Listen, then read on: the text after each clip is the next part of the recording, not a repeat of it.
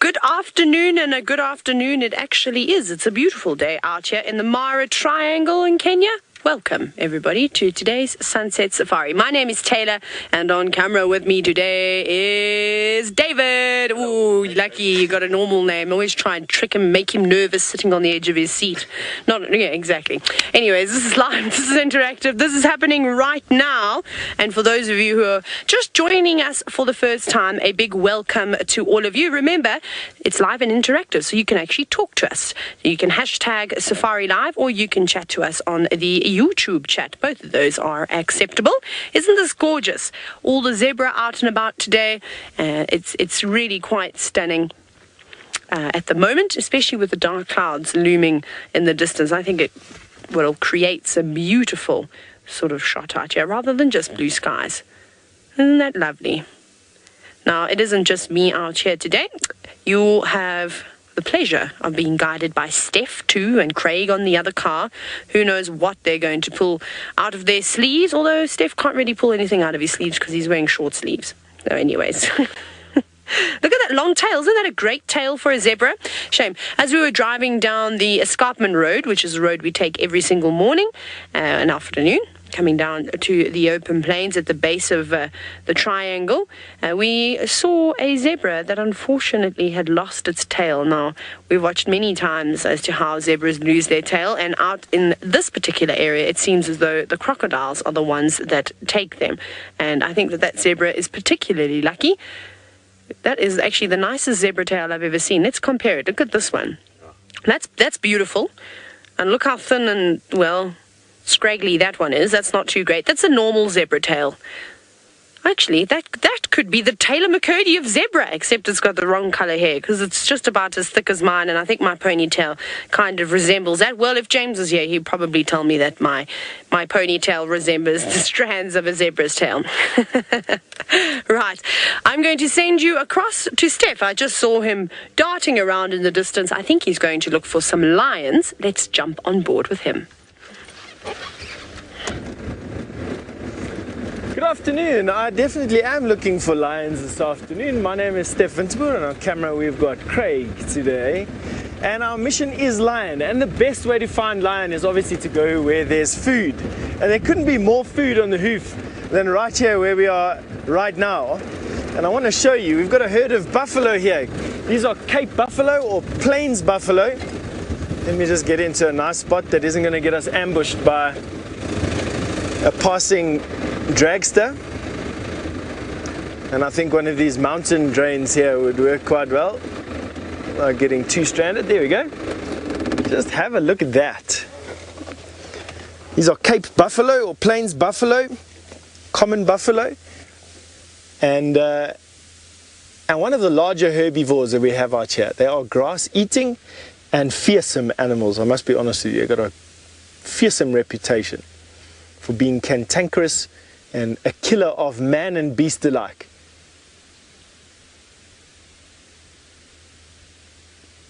Lots of lion food here. Now, it's not common for lion to hunt buffalo in areas where there are a lot of slightly smaller herbivores. So lions are supremely gifted at hunting things in the zebra, kudu, wildebeest, waterbuck, and then all the baby things as well. So that's their size. That's the size that they are sort of, I suppose, genetically designed to catch. However, in areas where you have an overabundance of some or other animal, whether it's buffalo, whether it's impala, or even elephant or hippo, lions will learn how to hunt whatever the most common food source is. And that's the brilliance and the successfulness of lion. In this area they eat a lot of buffalo, but the buffalo have got a really interesting technique for keeping themselves safe. At night time, the female buffalo and their calves will go and corral together, and male buffalo will form a perimeter around them, all with their horns facing outwards. And it does take a concerted effort from lion to get buffalo to break that formation. They get it right when they know how to, and quite often it's too much for the average lion pride. Now, not forgetting, this is an interactive show. Please ask questions using the question bar on whatever social media platform you're using at the moment. The hashtag Safari Live works incredibly well. And we'll try and get through as many questions as we can over the course of the next couple of hours. Now, as Taylor did mention, my mission is to find you some lion. We were with some lion today on the edge of the marsh, just in front of us down there. And with all these buffalo in the area, and with all these zebra in the area, I want to know what has happened to those lions. I want to know if they've hunted this afternoon, this morning. It's been an incredibly hot day today. In actual fact, we thought that it was going to rain. Now, it might still rain tonight. It's one of these baking hot days out here in the Mara today, which is uncommon because generally the temperature here is very, very nice. It's a very comfortable temperature. Right, so we're going to be making our way there to that marsh there. Let's see what we can find. Sina, you just asked how big a prey item can a lion pride catch? Sina, it's not. I've seen lions take down giraffe, which are sort of 1.5 tons, so that is 3,000 pounds about. I've seen lion take down hippopotamus at 4,000-5,000 pounds. I've seen lion jump on an elephant, but I've never seen them take one down. But there's lots of video footage of lion hunting elephants in Chobe National Park. And even sort of full-grown elephant, full-grown bull elephant. And there you're looking at 10,000 pounds plus. So lions are capable of taking down the biggest of the African plains herbivores. But their main food source is anything in the region of about 500 pounds or so.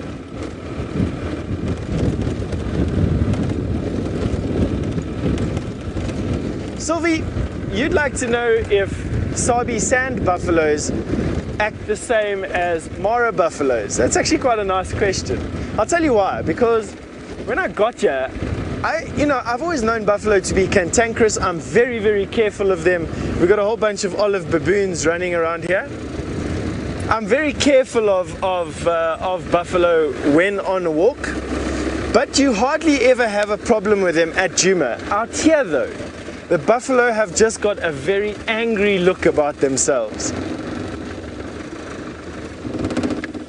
These are some olive baboons. These are also different to the Chakma baboon that we find at Djuma. They are a lot more brazen when it comes down to walking onto these open plains for food. Usually baboons like the cover of trees. These baboons have no fear of walking out into the open whatsoever. And I think it's because they live in much larger family groups, double, triple the size of a Chakma baboon.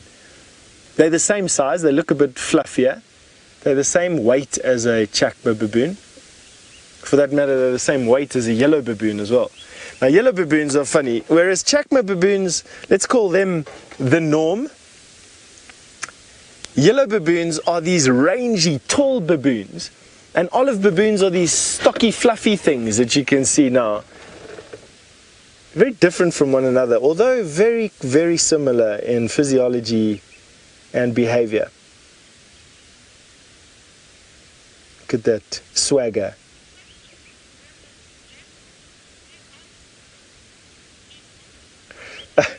Gremlins General, do olive baboons eat olives? I suppose given the chance, Gremlins General, they would absolutely eat olives. However, they are, apart from the wild olive tree here, there are no olives per se. They will eat fruit though from almost anything. The reference to olive comes from that slightly greenish tinge to their coat. We'll see if I can show it to you in the sun. It's most evident in the sunshine. We'll see if we can get close to this baboon here. So they've got a slight sort of greenish tinge to their coat.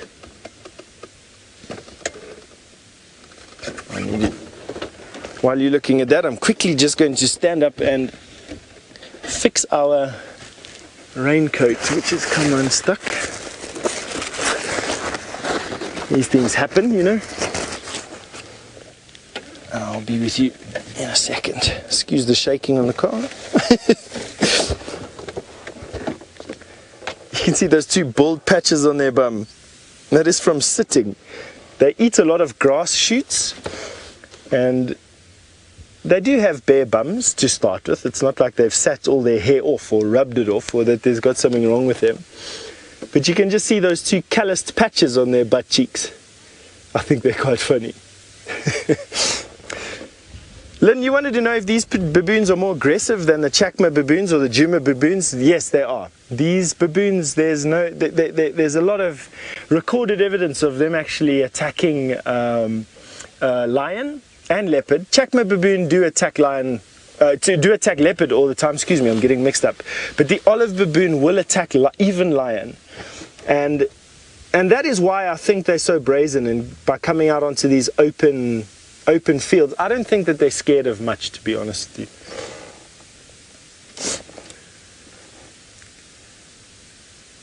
Now, what's happening to this grooming pair? It's got not much to do with picking off fleas and a lot to do with allo grooming. Allo grooming is it's a social bonding exercise. So what they're doing is they're grooming one another, but it's not really grooming. It's more just a I'm okay, you're okay response. Now, Ruth, you've asked me, would these baboons jump into the car? It's common that baboons in areas where people stop, that have food on their cars, do jump into the cars. They're doing it not because of anything else except for the fact that they are making the most out of an opportunity of free food. And some baboons can even get quite dangerous and bite people looking for food. But these baboons do not get fed from the cars. The cars all have their food, if anything, all stowed away quite tight in cooler boxes and things like that. And these baboons don't get to learn that there's food in these cars. So for the most part, they just avoid the cars. It's about as close as we can get to them, or that they get to us. You see that very shaggy fur. Alright, so we're going to carry on going down the edge of this marsh, and when we find what we're looking for, we'll obviously let you know. In the meantime, we're going to send you over to Taylor, who's now crossed the concrete bridge and is en route to her intended targets. We have indeed crossed the concrete bridge. Now, I've heard all sorts of stories, so I'm just checking that there's no car behind us, that Steph apparently is the best driver of all the presenters. I'm a little bit insulted by that, but it's okay, David. Right, where's the next bump we can hit? And I'm joking. So I'm actually, the reason why I'm surprised, let me get to my point, is because how did Steph make it down the escarpment road quicker than I did? I thought I was going pretty fast. If you hear some talking, it is Mrs. Google, well, I don't actually know, Mrs. Interweb GPS guiding me about you. I was just making sure I was going to take the right road to get back to the Sausage Tree Pride Lionesses that are somewhere in that vicinity. Hopefully they'll still be around. Also, remember this morning I told you that we saw 2 rhinos very briefly. Whether they're still going to be around, I'm not so sure, but we'll keep an eye out in this tree line just to our left. That's where they were moving around this morning. It was causing a lot, not commotion's wrong, lots of excitement amongst all of the guides. I don't think rhino sightings happen too often, just every now and then. You just got to be at the right place at the right time. They're so shy and they disappear so quickly as well. So we're going up to the little hill, and hopefully those lionesses will still be lying about. Perhaps the young cubs have come out now that they've been told they can come out, not just appearing when they want to be, which seems to be their favorite thing to do.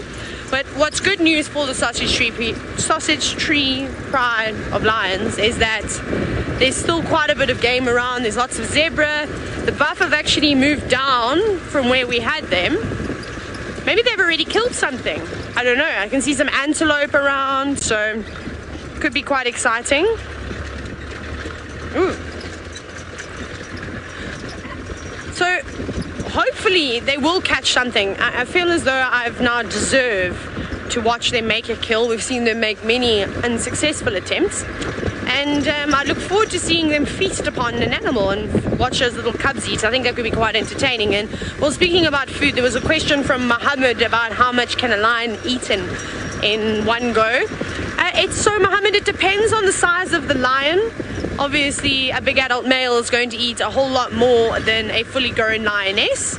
So I would say a lioness probably eats maybe about 7 kilograms of flesh in one go, in one sitting, which is quite a bit, and their stomach distends massively. And then I would say a male lion probably could eat about double that.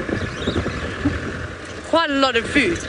So you can see why when you have prides of lions, it's ideal that they catch something large so that they don't have to just eat once. They can eat off it 2 or 3 times and be fine. But you'll find though, once they've gorged themselves the first time, they don't necessarily eat that same amount the second time they eat.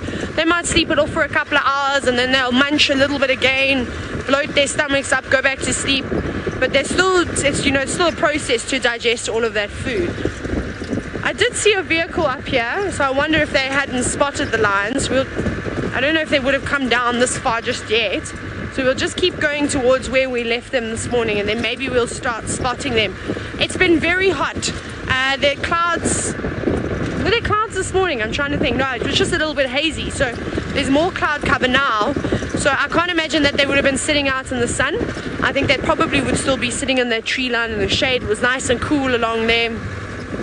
And I think that felt quite safe too. And they'll conceal themselves from the prey that they'll potentially be hunting. Tony, you've said that you're hoping to see the lion cubs. Me too.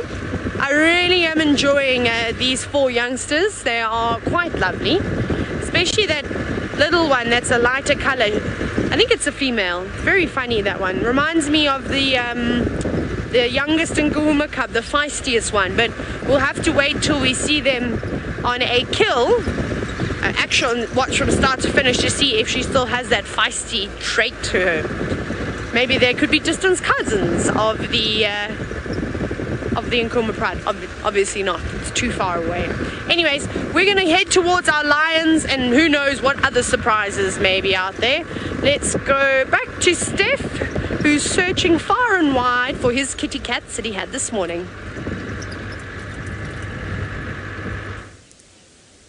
Well, you're almost in the area, but as has happened now 3 days in a row, these elephants have sidetracked me.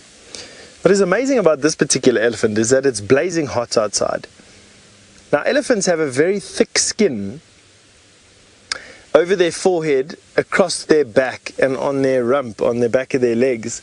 It can be up to 15 centimeters thick, which is, on an adult, if you hold up your hands, just the skin, that's not the subcutaneous fat layers or anything like that, just the skin is fingers deep basically on an adult. So as long as your fingers are, that's how thick the skin is. That is an unbelievable amount of skin. But what it does do is it protects the elephant to a degree from the hot sun. An elephant's skin on the surface can reach 50 degrees centigrade. Can you believe it? It's enough to cook an egg on.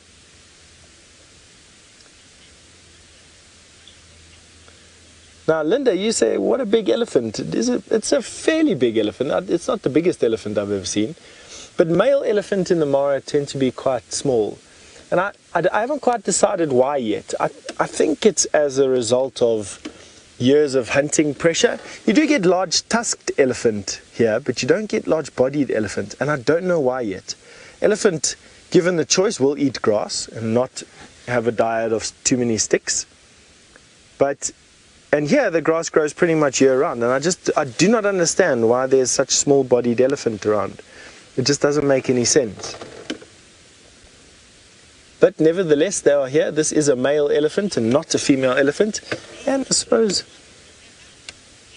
Sinak, you wanted to know what age they get that hump on their back.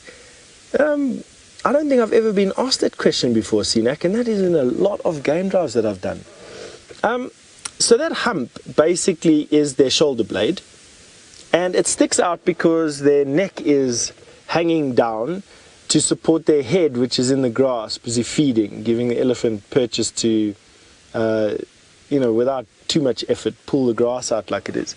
So, in a nutshell, even baby elephant will have that hump. But the question, I suppose, is why don't you see it in baby elephant? I think it's because baby elephant don't hang their heads down as much as what adult elephants do. Let's see if we can prove that throughout the course of the afternoon. I'm going to be looking for some other baby elephants and see whether or not that hump on their legs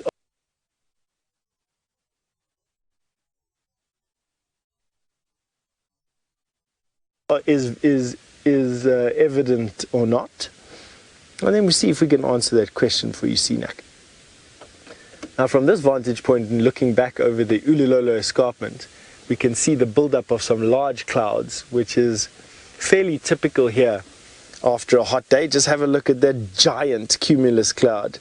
Now, it'll become a cumulus nimbus cloud as soon as we can see evidence of rain coming out the bottom. For now, it's just a cumulus cloud. And that is from convection, meaning it's moisture-rich air that has probably got its moisture from Lake Victoria, which lies at the base of those clouds. And because it's been such a hot day, as the air is rising, this moisture starts to condense at dew point temperature and will continue to condense until that temperature changes. And there we're seeing these clouds topping out. We're at 2,000 or just under 2,000 feet above sea level here, and those clouds will go up to 18,000 feet above sea level. Excuse me, it could go up to 80,000 feet above sea level. Isn't that just amazing? We've got some giraffe with these elephants as well. Quite nice to see, in actual fact, their heads in the bushes. These are the Maasai giraffe. Not the same as the common giraffe that you'd see down at Djuma. These ones are slightly smaller, and that is a beautiful picture of a Maasai giraffe with their irregular shaped brown marks and their much whiter faces. In the background there you've got some zebra and there's an elephant. Just layers upon layers of animals here today.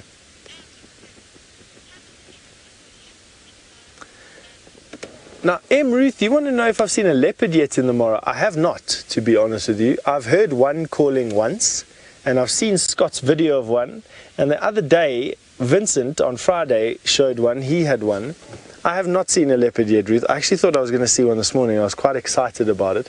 There were some monkeys that were calling, and we went to go and have a look, but we couldn't see anything. They were calling at something on the other side of the river, of the Mara River.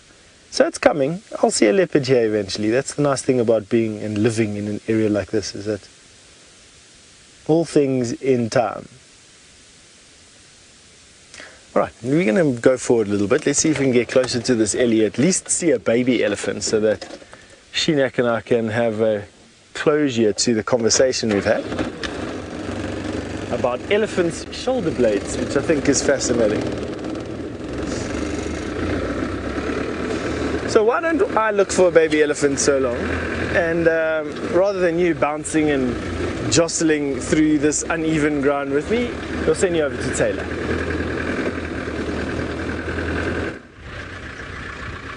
We're not having too much luck this side, I'm afraid to report. Our lions have disappeared. Now, remember this morning we were in this area and we were watching the naughty little cubs come down the little koppie, as I would call it. They've also gone now. So they were up in here. I can't see them anymore, but that's not to say that they just haven't moved further into the thicket.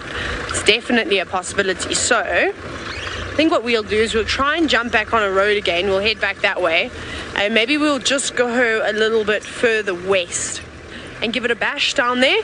Maybe they completely moved out of this area. I can't see anything around here. I even drove along the little Lugger's edge, but nobody is stashed in the bushes. So I'm not particularly sure where they've gone. It's a sneaky place up here, but there are some elephants, so we can try and get to the elephants. I just need to get onto the road. Steph and I can have an elephant day. Hey, Maurice. Maurice can also come out because he just hold on, Maurice, you're gonna have to safety belt you down. Okay, for safekeeping, he goes back in the cupboard.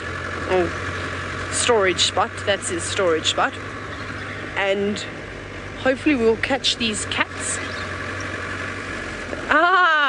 there we go. That's quite funny. Oh, Alice, you're so hilarious. Alice, who's directing the show today, says, I wonder if Maurice counts as a baby elephant, and does he have a hump? He's a humpless elephant. That doesn't help, does it? So Maurice, Nelly the elephant. No, what? Nelly the... What is that song about the camel having two... Sally the camel... No. I can't even remember. Come on, Alice, I know you know it. Oh, I thought... That's very funny. Alice is not singing it. She said she refuses. She said because of this whole thing, she's going to link away from me now. To save myself embarrassment. Thanks, Alice. Right. Steph has actually managed to find something that he said he was going to find. So let's go across to Steph and the baby elephant. I cannot believe that Taylor brought her teddy bear with her on drive. Did she really? Is that what I was hearing? That Taylor has her pet teddy bear with her from her bed with her on drive. That's cute. All right. Now to Sheenak's question. Have a look at this young elephant here. There are the shoulder blades, but they are absolutely not as prominent as adults' ones, and that's actually fascinating. I didn't actually realize that before. My question is why? Let's go and have a look at an older elephant and see like exactly what the difference is between the mom elephant or an older elephant, and just see if perhaps it's because it's more of a, it's a larger body mass, and so it becomes more prominent. But if you look at it in terms of a ratio, it's not so bad.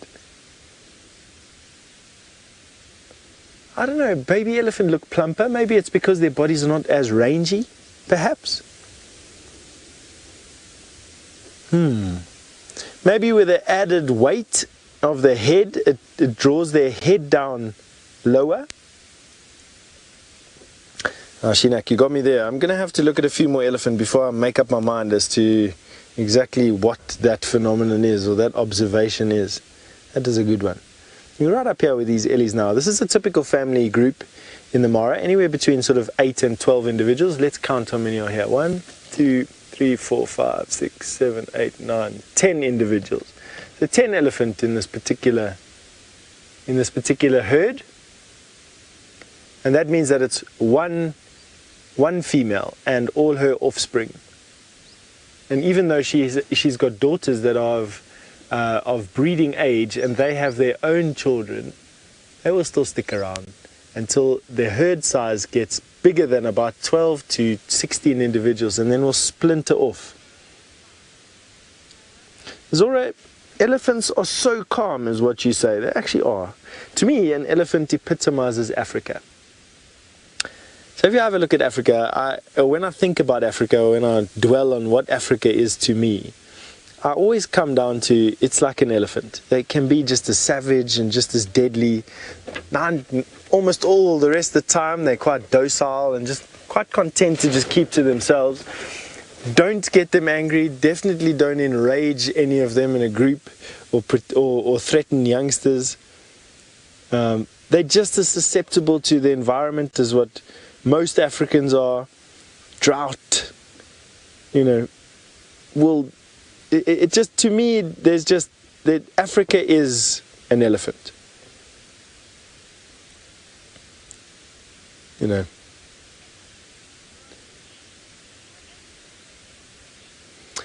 World peace, you want to know if elephants are still being poached? Yes, elephants are definitely still being poached. They're not being poached here. And for other viewers, poached is the illegal hunting of animals for profit. That is poached. And absolutely in Africa there's still a lot of elephants that are poached. They're generally poached for their teeth, which are the most valuable part of the elephant. The ivory that you're seeing there, those are just two of a bunch of teeth, but all the poachers are really interested in. They will hack those out, and of course ivory has a value. Back in the day, ivory was used for everything from knife handles to piano keys to billiard balls, jewelry. Today it is used in jewelry and isn't traded, and carvings. A lot of carvings are made out of ivory, out of elephant tusks. It's got a beautifully luxurious feel to it. So a piece of polished ivory feels like a buttered piece of silk. It really is a fantastic feeling thing, and I can understand why people were fascinated by it. However, once you see what animal the ivory is attached to, you'd never bring yourself to buy a piece of ivory again for the rest of your life. And I think that, in a nutshell, is why poaching still goes on.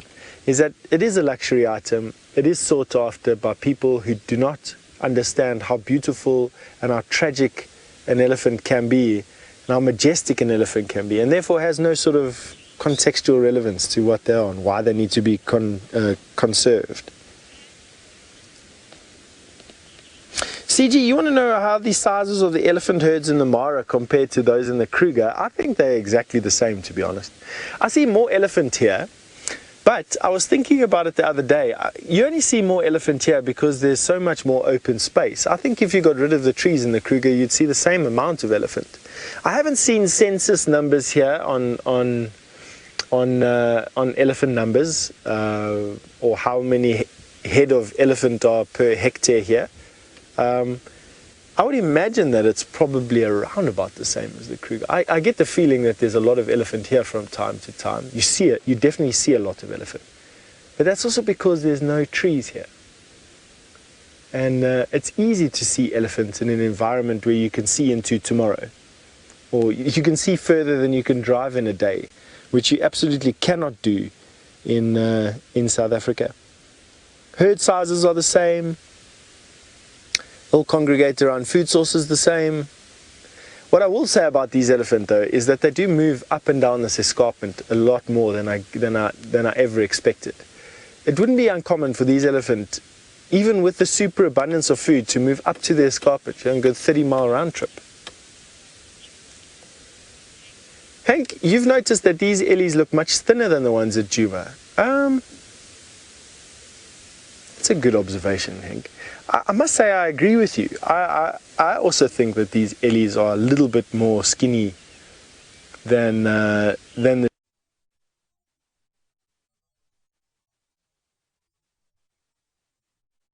Djuma elephant. Although it's been a drought here. The wildebeest have just arrived and eaten all the grass. Will that make such a big difference? Have I seen? Yes, I would say. I think there's actually a food shortage here, Hank. There's a lot of grass where we're standing now. The grass, no doubt, grows at an unbelievable rate here. But outside the reserve, the grass literally, you couldn't pick a handful of grass outside. I promise. That's how little grass is outside of this reserve. And I don't think it's enough to sustain these ellies, you know. Good observation, Hank. We're in a drought, and these ellies are skinnier because of it. That's, I think, my point there. And on that point, why don't we go send you over to Taylor, who's got some ellies of her own to show you. We do. I think this might be our theme of the show today, is elephants. However, Steph, speaking of starving, myself and David are so hungry we're ready to get out the car and go and graze with what little nutrients are left in the grass and devour them. But luckily for us, our chefs David and Simon have looked after us oh so well and have made us bread rolls with all sorts of wonderful things on. And I've taken mine out and I cannot wait to eat it. Sometimes we forget to eat here in the Mara. So you'll have breakfast or brunch, and then sometimes it's just dinner, if you remember to have dinner. That's a little elephant, though, walking amongst the grass. A nice little family group here. Let me count them. 1, 2, 3, 4, 5, 6, 7 elephants. Beautiful. All just moving through. And it seems as though the bigger herds of elephants have separated. I haven't been seeing too many big herds. I think Steph this morning had quite a large group. However, been seeing 1 or 2 females together with their offsprings and then the odd bull tailing behind, which is actually quite typical. That's normally what we see in Djuma. Only in the winter months do they come together. Now, OD farming, here's a question that's quite tough to answer. And the reason why I say that is because everyone's got different opinions about it. And the question is, do elephants grieve over, well, other elephants that have died, or their ancestors? So that whole story stems from elephant graveyards. So let's start at elephant graveyards. The way that elephant graveyards develop, basically, and one elephant or maybe two elephants that have become quite old and have fed around the marsh areas or rivers or dams where the vegetation is lush and green and more soft, because remember, their teeth start to wear down. So it's not very often that an elephant will die of old age. Unfortunately, malnutrition is a big killer. So they don't just starve to death. It's a process that takes months and months and months of not being able to ingest the required amount of food every single day. You can imagine an elephant needs to eat 5% of its body weight every single day. So it's a large amount. That gets less and less as they get older and older. So because they move around to these water sources, so let's talk about a river, for example. An elephant eventually will pass on, and then maybe it dies, bones get scattered, some of it go into the river, it washes down, it ends up in a spot where it deposits, or it just ends up on banks of a river and one dam, wherever it may be. And an elephant is a large animal, so they do have a bunch of bones. I'm not exactly sure how many bones an elephant has in its body. Maybe somebody can find that out for me. Hashtag Safari Live, and then we can talk about that. It'd be quite interesting to know. So one elephant can create an entire graveyard. It would look like 30 or 40 zebra had died in that same spot. And if 2 or 3 elephants die in the same spot, you can imagine it starts to look like a graveyard. Elephants are naturally curious creatures. They're exceptionally intelligent, and they normally will walk the same migratory routes every single year, searching for water, searching for greener pastures. And maybe that animal died on one of those migratory routes. So as they go through, they find all these bones. And again, they're very curious. They'll go through, they'll smell, they'll pick them up. And it's a very nice story that the elephants are grieving over their loved ones. But it's not that they're grieving over. I think that they understand that it is an elephant. I think that that's definitely the case. Whether they know that specific individual, I'm not really sure about that, because some elephants will just, travel an area, not pass through there for a year or two, depending. Sometimes they don't need to move constantly if there's good food and grazing around. So as much as a lovely story it makes, it's an old wives' tale, unfortunately. But it is pretty amazing, though, to see something like that. Isn't that cool? They've all got dirty tusks. They've obviously been having mud baths on this fine hot day. I think everybody's enjoying the water that's around. And actually, they're making their way to a little pan. Well, I think it was a mud wallow. I'm just trying to think if that's where they're going to go to have a drink. Their trunks don't look particularly wet, neither do their feet. So they must have had a mud wallow earlier during the day. So maybe they'll have a nice drink just before the sun goes down. Oh, fantastic. Alice, you have an answer about the elephant bone. So how many bones does an elephant have? Wow. Wow. So, Alex, you said that an elephant can have 326 to 351 bones in their bodies. That's incredible. That's, yes, now you can quite easily see how one elephant could create a graveyard, never mind if 2 elephants pass away in an area like that. So it's quite spectacular just to see where one elephant has died. And I have seen it in Sabi. There was an elephant that had died, and it was unbelievable. Provided with great sightings with lions and hyenas and, of course, leopards and all these different animals that were coming through and scavenging on it. But to see the amount of bones that were left behind, it really was unbelievable. I think we'll stick with these Ellies for a little bit longer. I'm hoping they're going to go towards that pan, so we'll go wait in that spot. Steph has still got his elephants. I wonder if they've come any closer. They've definitely come a little bit closer, but not by much. Have a look at the little baby on the right-hand side. He's busy sleeping underneath his mom's legs, just in the shade there. That is uncommon. Take a screenshot, everyone. You've got the baby sleeping. They're not going to stay like that for long. As soon as mom gets too far away, he'll get a bit panicky, and then he'll jump up. Oh, cute. There you go. That was very special to see. You don't often see babies lying down at all. You do see it, but it's not a very common sight to see. Nice to see. And they will sleep, most elephants sleep at night time, and will sleep for a majority of the night, especially out here where there's all this food. You find that elephant will eat for between 12 and 16 hours a day, and for the rest they'll lie down, rest at night time. They've got good eyesight, but not the best eyesight. They don't have eyesight similar to a lion's, for instance. There's a little baby giraffe, and there in the background there's some eland, the largest antelope that we find out here. There's a big mixed herd inside this thicket. You've got zebra, giraffe, ellies, eland. It's lovely. Everywhere we look, something else is coming about. And you can see a lot of these elephants have sort of discolored sand on their bodies, and that is from mud bathing, which they would have done around midday. Philip, you've made an observation about leopard while we're busy looking at these stunted trees. You've asked me, is it because there's no large trees that there's no leopard? In a way, yes, Philip, you're not wrong there. But the grasslands that we have here are natural. There were a few more trees a couple of decades ago. This was a lot more forested or thickly forested. And fires and wood chopping definitely left their mark on this forest. But I actually think that leopard numbers have never been massive here. And the reason for that is that leopard get heavily controlled by lion and by hyena.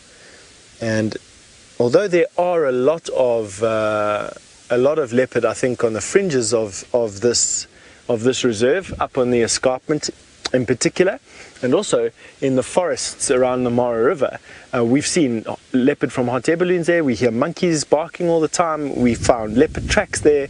You don't see these elusive cats, and it's because we are on the plains. It's where it's easiest to drive, and on the plains, of course, you find a lot of lion and a lot of hyena. These open plains, this is where lions are specialists. This is where they are key. This is where their domain, basically.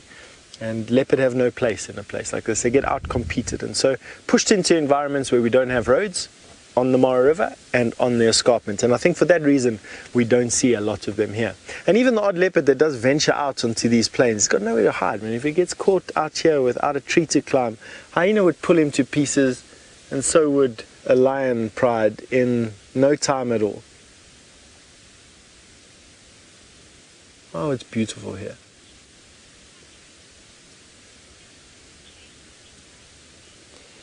Patrick, would an elephant chase a giraffe away? Yes, an elephant absolutely would chase a giraffe away. They can be quite mischievous, elephant, particularly youngsters and young bull elephant will quite often chase away an animal, not just the giraffe. They'll chase away zebra, they'll chase away buffalo.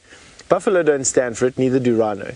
But they definitely do chase things around a little bit. You can quite often see that the low self-esteem that an elephant has sometimes, well, young elephant at least anyway. They're intelligent creatures. Let me first say that, and quite often the same as teenagers. They have self-esteem and low confidence basically, and you sometimes see them taking that out on animals that they can bully, zebra and giraffe, wildebeest and buffalo, which move out of the way or just look at them, as if, what are you doing?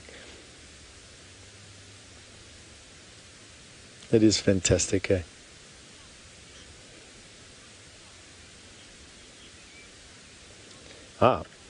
Fox Hat, you've asked me how far can an elephant's infrasound travel. Now, for other viewers, before I answer that, Fox Hat, for other viewers, elephants are large enough in their body mass to produce ultra low frequency noise.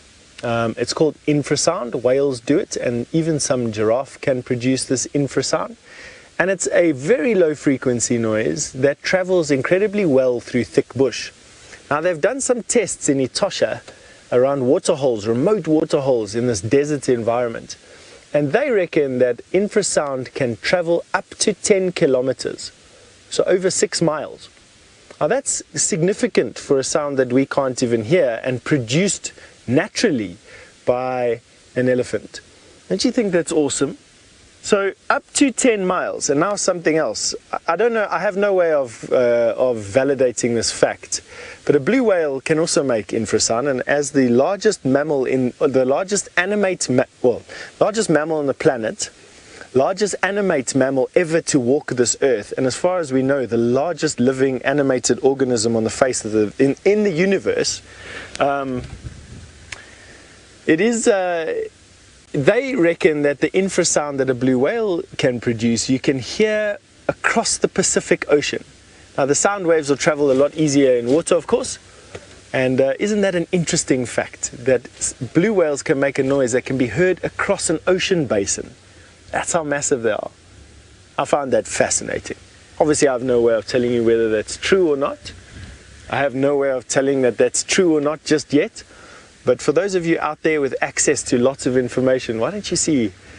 Elephants can do in open air, in the free air, they can do 10 kilometers. In an open ocean, a blue whale at many times an elephant can do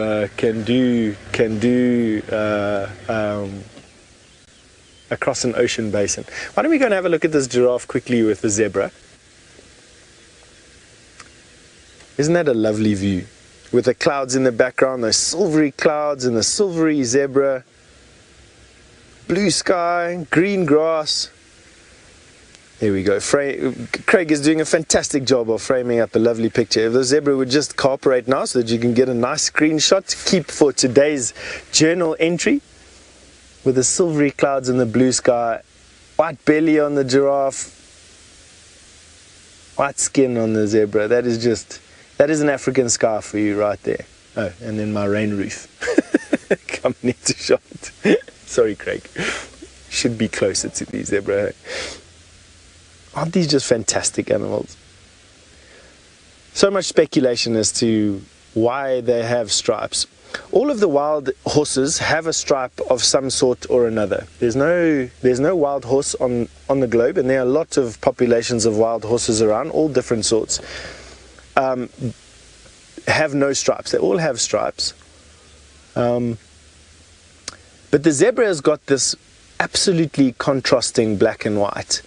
And there's a lot of different theories. The Maasai in this area have an interesting theory, and that the tsetse fly, which is a biting fly here of ferocious reputation, don't like sitting on very boldly contrasting colors. I find that difficult to believe because in Botswana they've controlled tsetse flies using a black and a blue banded cloth that has been treated with a type of poison. However, you never see a tsetse fly on a zebra. So either the tsetse flies can see in color and don't like black and white, or, there's something else to this whole story that we're not seeing. Another quite interesting theory that I heard was the fact that there's more blood vessels underneath the darker stripes than there are under the white stripes for whatever reason. And using a heat gradient, heat from the black goes into the white stripes and then is radiated off the body, and it's a way to keep zebra cool. And you do see it out here. You see zebra standing in the middle of the sun when no other animals will be standing in the sun. Zebra will be standing in the full heat of the day. They don't care at all. Isn't that interesting? Another unique thing about zebra stripes is that they're all unique. These are the plain zebra, and every one of these zebra have a different stripe pattern, similar to how you have a different fingerprint pattern on your finger. And even more amazing than that is that in a herd of hundreds, a mom and a baby will recognize each other's stripe pattern, not call, stripe pattern. And they'll be able to find each other in a throng of thousands. I must say, my favorite part on a zebra is the head, and that chevron on the forehead. Well, this one is now not cooperating. And then the cheek. For some reason, I love the stripes on the cheek of a zebra. They're just patterned nicely. Let's see if the zebra will gift us with a view of that lovely forehead of theirs, their eye. Don't you think they have the most beautiful face? That's a giraffe sailing through our shot.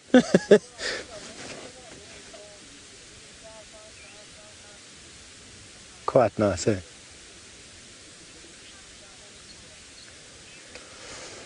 Laurie, you want to know if we have horseflies or deerflies out here? Absolutely, there's horseflies out here. But there's that chevron pattern on the forehead while I talk to Laurie's question.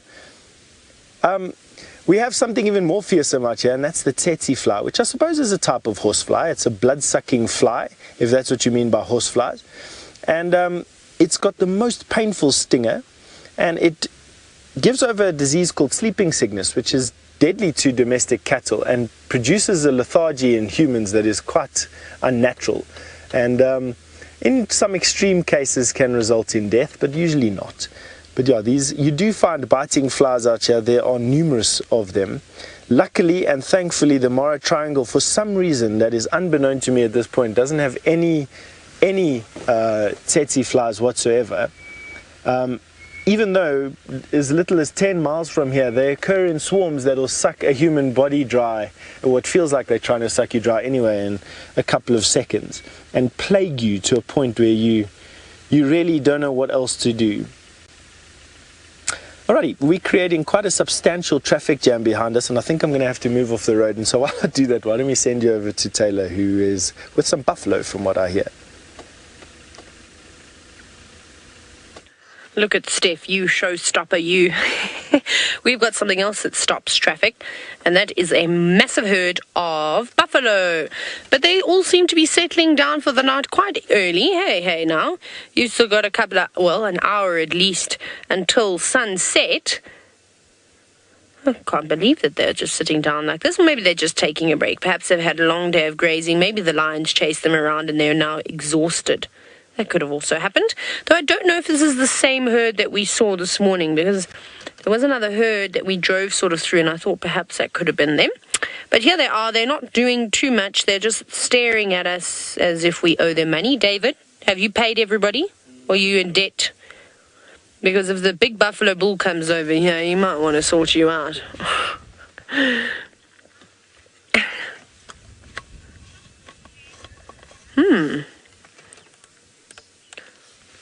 Now, Martin from the Netherlands, you're wondering if buffalo are dangerous when you pass them, or they're unpredictable. In the cars, not so much. It's okay. Although one trotted after us yesterday morning. It was actually quite funny. I laughed and very dramatically shouted, "Oh, we're being charged!" But it wasn't anything serious. I think it was just a feisty cow. No, in the cars, it's okay, except when I drive with David, because I seem to have all my near-death experiences with David, like the time I was trying to warn James and Herbie.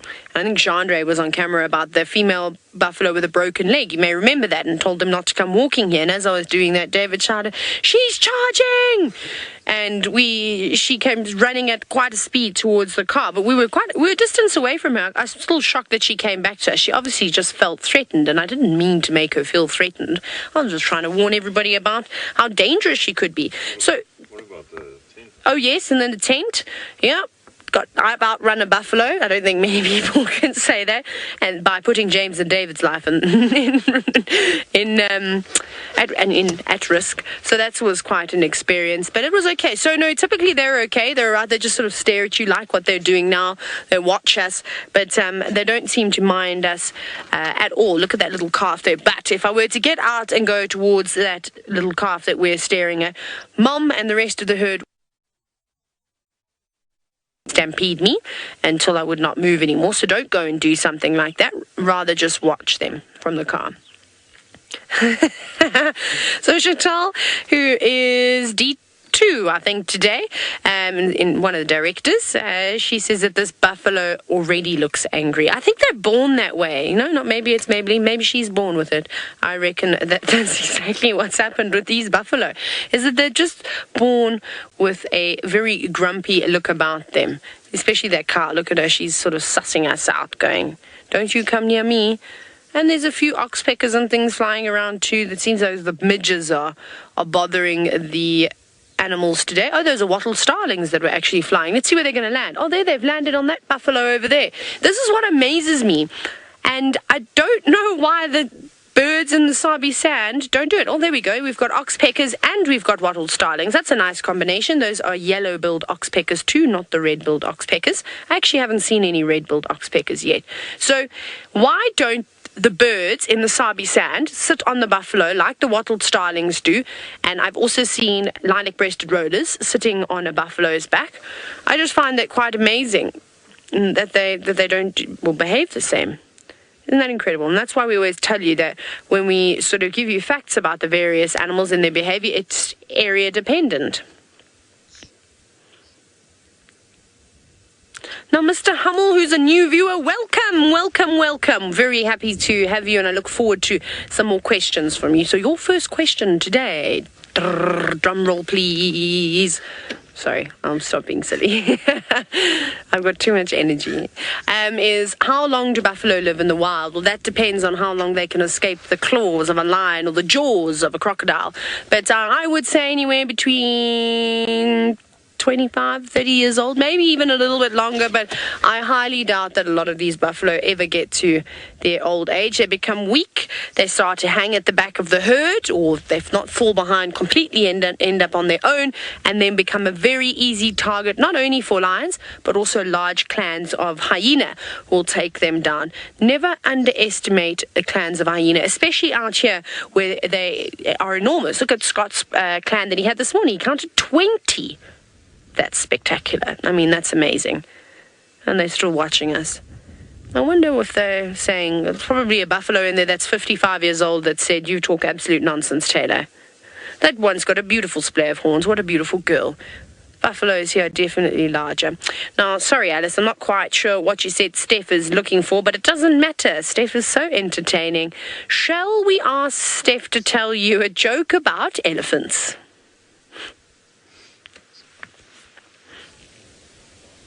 Tell you a joke about elephants, Taylor. I mean,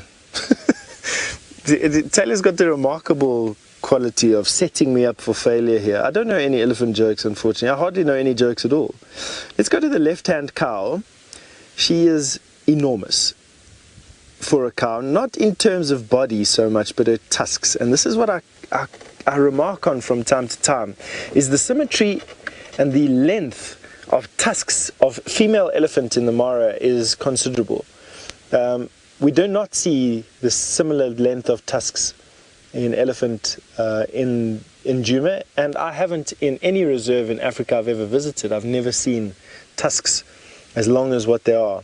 And of course this female has heard what I'm talking about and is now shy about her buck teeth and has decided to face away. Yes, it's okay, sweetheart. I'm not mocking you about your teeth. I'm paying homage to how beautiful your teeth are. Let me see if I can reverse a little bit. I think it might make it a little bit easier for us to see her tusks. I'm just going to go backwards a bit so that we can see it even better. And now she turns her head. What a joke. Come now, Mom, what are you doing? Go forward a little bit, so backwards and forwards and backwards and forwards. Wow, we've got a big lion in front of us. So we'll come back to the elephant. There's a lion! That's amazing. It's always nice when you see and find something that you never expected. So we expected to see these lions in this particular area, but I didn't expect to see them right now. And that's pretty cool. Look how close he is to that car. Let's just park right here. He is beautiful. Look at that scarred face that he's got. Now, I did hear an interesting story about these lions today. He's being plagued by some flies, which is why he's got his head in the floor. And every now and again he shakes his head. Oh, take some screenshots of him. He's a beautiful male. Now, he's what we'd call a blonde male lion. He's got a lot of black hairs, but he doesn't have massive amounts of black hairs just yet. And that's because you get brunette male lions, you get blonde male lions, you even get bald male lions like me. And he'll get up now in a little bit. I think these flies are going to bother him too much. There's obviously some flies that have followed him from one place to another. And he's now flopped down. But I think he's going to get up. I don't think he's going to wait there. Now, this is the male, I think, that was mating with the female that we saw this morning. I have, in the interim, found out that this is the Angama pride. They're just not all together, and that they don't do very well. And they don't do very well because of these male lions. These male lions are not brave. They put up a good fight, but there's a coalition of male lions on the other side of the Mara River that swim across the river and kill all the Angama pride babies from time to time. So they wait for them to get big. The Angama pride can go up to 40 individuals. Can you believe that? and then almost always lose all their cubs to canism, is the term that they use. When a male lion kills babies. Actually, excuse me, that is the wrong word. Canism is what eagle chicks do. Excuse me, it's called infanticide. So canism and siblicide are the same thing. I'll talk about that in a bit, so please delete previous statement and replace with infanticide. And that is what a male lion does to force females back into estrus so that they can cover the female and their genes get spread into the bush or into the pride. And the reason for that is that male lions will hold a territory for a very short space of time. A year, 2 years, not much longer than that. And they really can't wait for a female to bring up the previous lion's cubs for 2 years and then decide when to go into estrus. They might never get a chance to mate with that female. So they kill the cubs. Every cub less than a year old they will kill. That then forces the females to come into estrus, and then they get to cover the females and bring their genes into the pride. Now it can be disastrous for female lions, especially if lions are old in the pride and they don't have time to bring up the cubs. And you can find entire prides being ruined. Now, I'm told that there's a few of you out here that think that this male lion is very handsome. I also thought that he was quite good looking. He had that nice long body. I quite enjoy a stocky lion that's got a long body rather than a tall, rangy lion that always looks malnourished. You get all different types of shapes and sizes in these lions. These lions in the Mara are particularly good looking for me. As I said, I like a barreled body that is long like a limousine. A grand touring car rather than a short stubby sports car or a nice tall 4x4 off-ranger or off-roader. But that's just my personal preference. The lions in the Kruger National Park tend to be stubby things.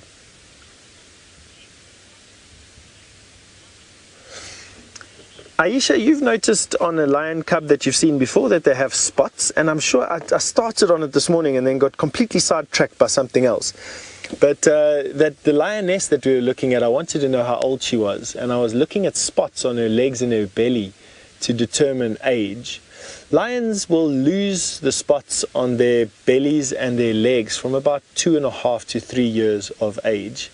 James uses the pink nose, black nose theory, which states that a black-nosed lion is older than 2.5 years and a pink-nosed lion is younger than 2.5, 3 years old. I find it a bit easier for me to just use the spots. So Aisha, to answer your question, the lions with no spots on their legs and their bellies, or no prominent spots on their legs and their bellies, are usually a bit older than 2.5 years old, 2.5 to 3 years old. Whereas spots on their bellies and their legs, in particular their back legs, are for lions that are younger than that. This male lion is not cooperating, and the flies that are bothering him are not plaguing him enough. Now have a look in the background there, something interesting. You'll notice that the trees from about halfway down are dead, and there's a very distinct line. That is called a browse line, and that browse line is there for giraffe. Now it's probably a little bit tight, but it gives us a good idea as to what trees are there. That browse line is from giraffe. But while the trees are not going anywhere, Taylor's bird definitely is. So off you go and have a look at that before it flies away. Oh, it just flew away. But there's one more to the right, There it is. It's a greyback fiscal. Isn't that cool? We've been seeing them a lot of them around at the moment. They are lovely birds. I haven't really had too much time to sit and watch them. Looks like this one's a little bit on the warm side. You can see how it's got its beak agape. And that's how they like to cool themselves down. They don't sweat like you and I sweat. And are you going to make it? I'm just trying to listen to see if I thought it was calling. Looks like it wants to.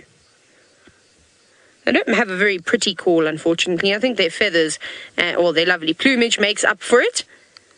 And now what I'm trying to also do is I have a picture that I want to show you, but I'm trying to find it. Where is it? I've taken way too many pictures, David. So many pictures. It's a bird I don't think that any of you have seen yet. I'm coming to it because it was the lions and the elephants and the giraffe. And then after the giraffe, okay, I'm going to show you now. Okay, I need to zoom in just a little bit. Now I hope there's no glare. Please don't be glare. Look at that. Isn't that beautiful? I have zoomed in a little bit. We saw it yesterday morning, and I wasn't sure as to what it was, but it's an African blue flycatcher. Isn't that remarkable? And I apologize, my hand is not as steady as David's camera work. That's me trying to hold my camera up. But what a nice bird to find.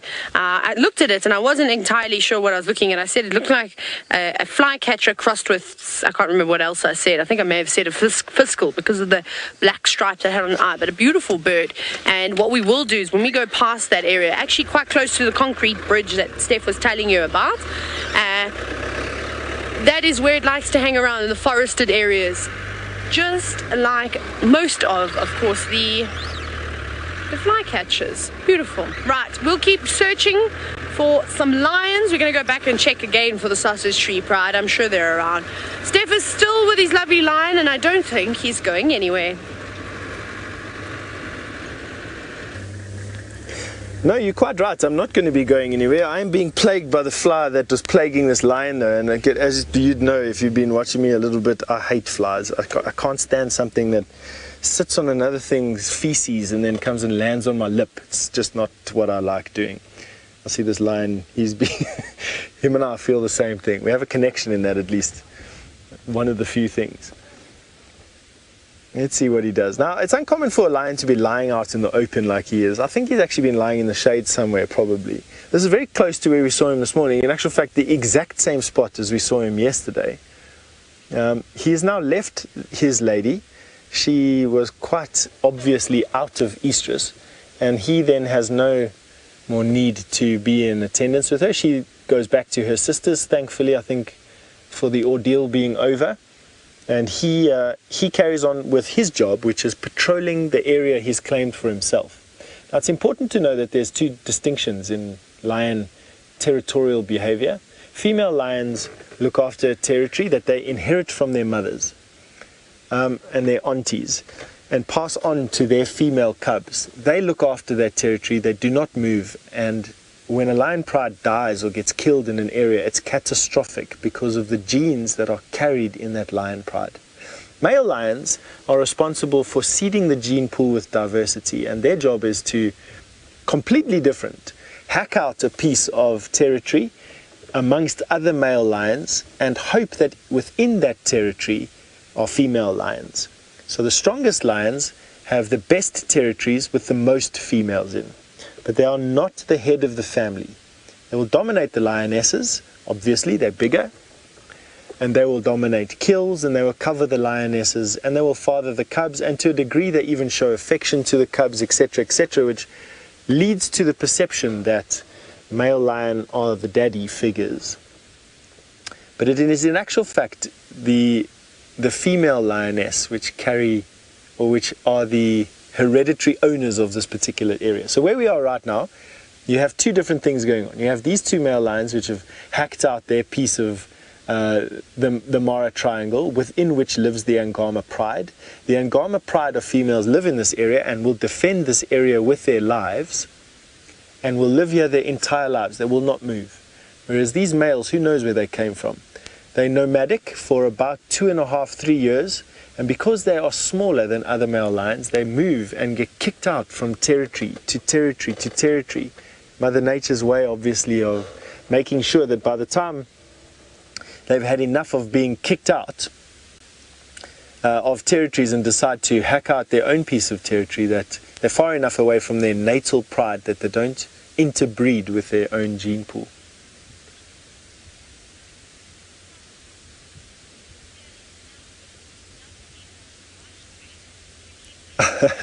Robin, you've asked the question I think has been burning in the back of everybody's mind. Will this male now look for another female and immediately begin mating?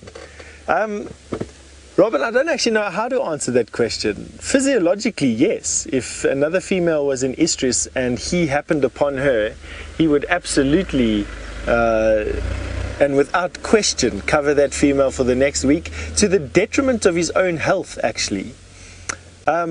Because they almost become single-mindedly obsessed with making sure that they cover that female. Would this male do that in reality, though? Probably not. The reality is that he probably needs a bit of food. He hasn't eaten much in the last couple of days. The reality is that he probably is compelled to patrol the borders of his territory because he hasn't been roaring. He doesn't want to announce the presence of a female. So male lions that are mating with females hardly ever do anything. They don't scent mark, they don't roar, they do nothing. So there's probably feeling a compulsion to want to re-establish the boundaries of his territory, which would be infringed upon without his presence being heard. And in that nomadic sort of wandering around the borders, would he come into contact with females? Yeah, he would. That's a good question. And is it possible? Yes. Is it feasible? Probably not. But a good question nonetheless. Time will tell. The nice thing about what we do is that we follow these cats around so much of the day, and day in and day out, year in and year out, that there'll be very little, actually I lie, there'll be a lot of behavior that we miss even though we're spending so much time with these animals. Male lions will lie in the same place. You'll get there in the morning, you think he's done exactly the same thing, and he's walked 30 miles that night doing a patrol. From our camp on top of the Ulilolo escarpment, we hear lions so frequently, male lions roaring really close to camp. And I got a feeling that either there's nomadic male lions that live on the fringes of the reserve we're not seeing, or these male lions go to the fringes of the reserve and roar their challenge out there into the wilderness on a very frequent basis. All right, now we are going to go across to something that is as rare as a male lion, but has feathers instead of fur.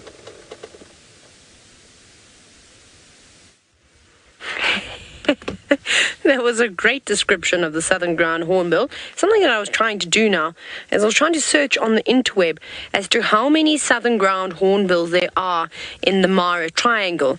Now, obviously we know how difficult game counts can be. Now trying to do something that can fly must be particularly difficult. In South Africa, I think it's a little bit easier. There seems to be a lot of research that's done on these birds, a lot of them in the Kruger National Park. Actually, most of the southern ground hornbills I've seen in the Kruger National Park are actually tagged. They have a little collar around their legs, but I haven't seen that here in Kenya just yet. So I wonder if there are any research teams that are studying them. They seem to be doing very, very well.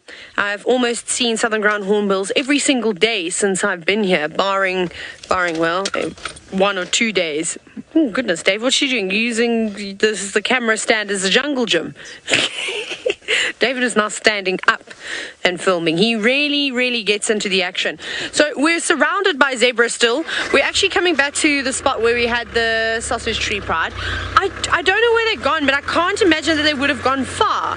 Unless they were chased by something, which I suppose is a possibility. Oh, we have to go here. That way we're going to get stuck. So we might get stuck here too. Have we only got 3 wheels on the ground? Feels like it. We're through this big gap. The road has eroded quite a bit from all of the rain, and then all the cars coming through this black cotton soil does not fare well with vehicles and it being moist, and everyone's sort of sunken and created these massive rivets now.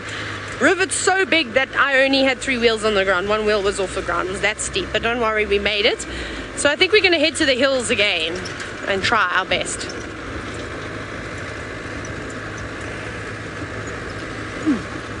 Now, Mr. P, you're wondering if there's a gate or fence around the Mara to stop the animals from entering the city. No, there's no particular fence here. There aren't boom gates to let vehicles in and out, but that's just to stop people who haven't paid the conservation levies from going in to the park, because obviously that's how national parks make their money, is they charge an entrance fee, which then goes to many different things, for anti-poaching teams, to veterinary services, to upgrading roads, and well, you list is endless really as to where all that money goes, and of course into communities. So there isn't one. I'm just trying to think. When I drove all the way from Nairobi through Narok and came through here, I didn't see one fence. I did not go through one fence. There was some on either sides of the roads, but not any big game fences like you would see around South Africa, where you have the 3-meter high fences with 9,000 volts electric strands going through it. Nothing of that sort. So it's amazing. Everything seems to be free here. The animals can move and go wherever they need to. But as you can imagine, this can cause some problems, because if you have a herd of elephants, say there was a drought here for however many years and there was no food, the animals are not going to hang around here. They're going to move to where there is food. Then we'll go to the farm areas, and we have these same types of problems in South Africa as well. And I mean, if you drive into areas like Botswana, some bits of Zambia, even in Zimbabwe, you'll hit roads where you'll just drive past a herd of elephants on the side of the tarred road. That's just how it is. So it's pretty cool that they have got free reign to move wherever they want to. And so obviously it's hard in South Africa. We've taken the stand where we've tried to fence in and protect the animals, but then of course this stops their migratory movements. Now, something that Tristan loves to do, and that is track, and he's very good at it. Now, a question from Cindy, and that is basically, is it easier to track on the Mara than it is in Djuma? Well, I haven't done 1 ounce of tracking since I've been here. I have stopped to look at footprints on the ground, but tracking animals here is not really necessary, because you can see for kilometers and kilometers in the distance. So, trusty pair of binoculars, and after spotting 355 million termite mounds, and you realize, right, what a lion's head looks like above the grass, then you'll stop and you'll have a look. And that's sort of how we do it. But I will say though that every now and then, if I'm not sure where a lion's gone and there's a nice sandy spot or a muddy area, I do check. I just have a quick look down on the ground, because that could help me, just point me in the right direction. You're not going to track a lion over all this grass, nothing at all. But you can still see their tracks. The best ones though, after the rain, are the hippo footprints on the ground from, all of them coming out to graze and then heading back in the morning and using the same paths over and over again. They're quite nice to see. So maybe when we head down towards the river at some point, maybe tomorrow morning, I'll actually show you, because there's some really cool tracks pushed quite deep in the ground, hippo tracks, but it is really nice to see. So I'm just thinking, if I was a lion and I wasn't chased, I'd probably still be on top of that little hill, because it is lovely and cool, and there's a good vantage point you can see over the distance. Right, before Steph's bird flies away, let's go watch it. It's being attacked. So we absolutely got some epic behavior here between a tawny eagle and a spur-winged lapwing. The spur-winged lapwing is performing a mobbing behavior on the tawny eagle, and you can see that it's having a dramatic effect on the bird. The tawny eagle's not enjoying being pecked on the head every time the bird passes, and is opening up its beak. Now, although the eagle's got a properly sharp beak, its actual defense weapons are its feet. So until you see the eagle fly off and utilize its talons and its legs, it's sort of going to try and just weather the storm until the lapwing runs out of energy, which might be a considerable amount, because now we've got both parents coming in. So obviously there's a nest of these lapwings. Tawny eagles are well known for taking fledglings out of the nest. These are ground nesting birds, and so for the eagle to actually catch one of these little birds that can't fly, and if the eagle sees it, can't really hide, is an easy thing, and hence the parents putting up this very brave behavior here. You can see the tawny eagle getting a little bit. Is it a tawny eagle? I'm just going to double check that it is actually a tawny eagle. I made my assumption based on the fact, or my identifying feature based on the fact that its legs are feathered all the way to the feet. So that makes it a true eagle for one. Secondly, it hasn't got a white sear across the nose, which would make it a Wahlberg's eagle. It's fairly large. And if I have a look at the gape, so in other words, how wide the mouth opens, the gape extends past the middle of the eye to the back of the eyeball. And that makes it a tawny eagle rather than the exactly the same size and colored steppe eagle, whose gape extends only to the middle of the eye. Quite happy that that is a tawny eagle. At least, anyway, to my identifying features.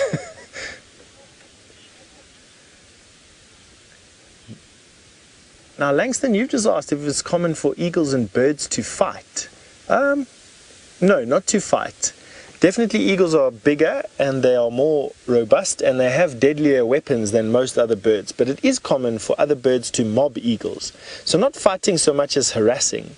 You will find the same behavior amongst